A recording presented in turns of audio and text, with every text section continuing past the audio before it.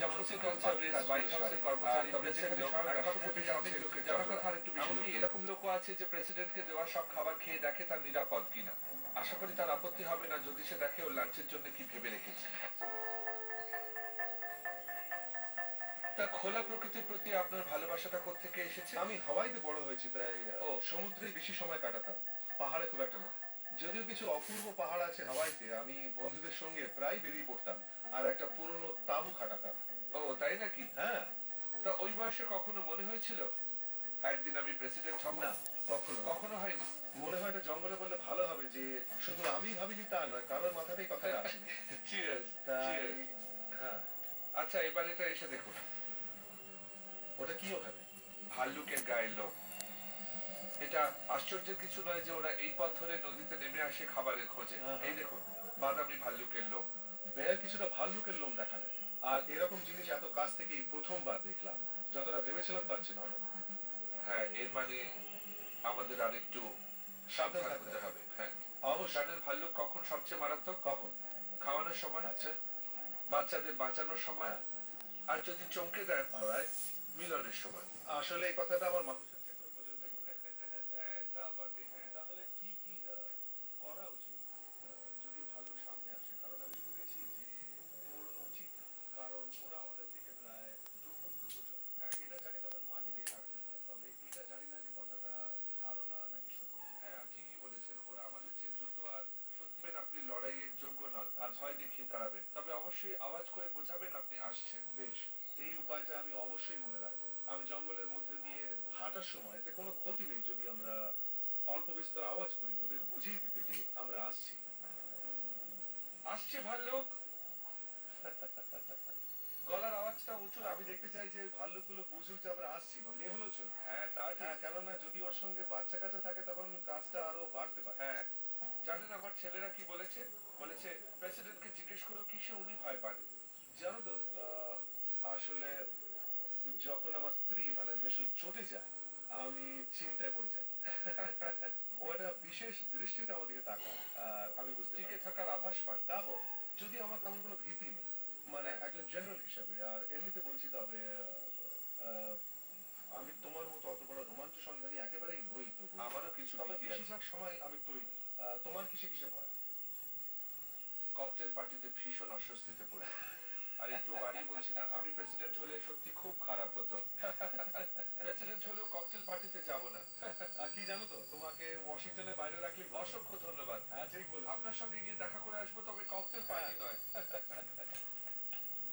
ওখানে পাথরটা থেকে একটা খাদ মতো নেমে গেছে। আচ্ছা। এর অনেকটাই হয়েছে যাকে বলে পরিশুদ্ধির কারণে।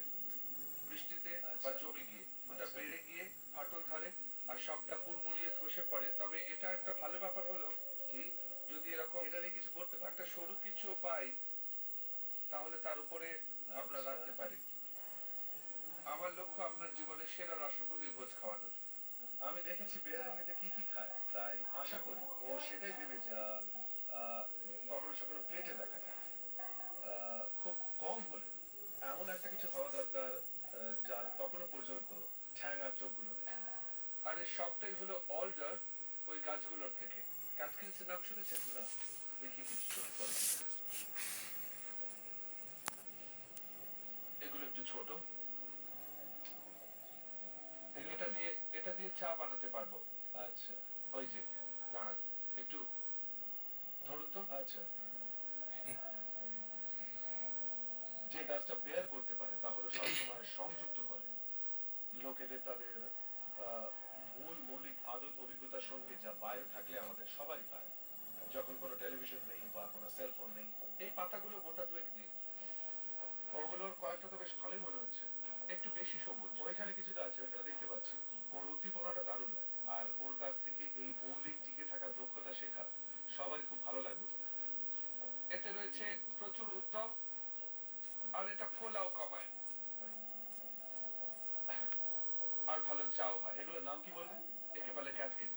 আচ্ছা। এগুলো দিয়ে পরে চা বানাবো। ঠিক আছে। আচ্ছা, এবার এগুলো যাক। আশা করছি ওপর থেকে একটা ভিউ পাবো। ঠিক আছে? একদম ঠিক। ওয়াও, দেখুন একবার। অপূর্ব। অসাধারণ। ওই যে গ্লেশিয়ারটা, ওটা যুক্ত রয়েছে ওই বড় আইস স্কেলের সাথে। ওটা ওর জিভের মতো, হ্যাঁ। হ্যাঁ, ওর নাম দ্য হার্ডিং আইস স্কেল। এটাই মার্কিন যুক্তরাষ্ট্রের সবচেয়ে বড় আইসকেল, পুরো 780 বর্গ কিলোমিটার জুড়ে ছড়ানো। তবে 2008 থেকে সংকুচিত হয়েছে প্রায় 247 মিটার। তবে আশ্চর্যের কথা হলো, যখন 2008 সালে আপনি প্রেসিডেন্ট হলেন, হ্যাঁ, ওই গ্লেশিয়ারটা এখানে ছিল। হ্যাঁ, মানে অতটাই হারিয়েছে। মানে অতটাই গেছে, ঠিক তাই, হ্যাঁ। শুধু এইটুকু সময়ের মধ্যে।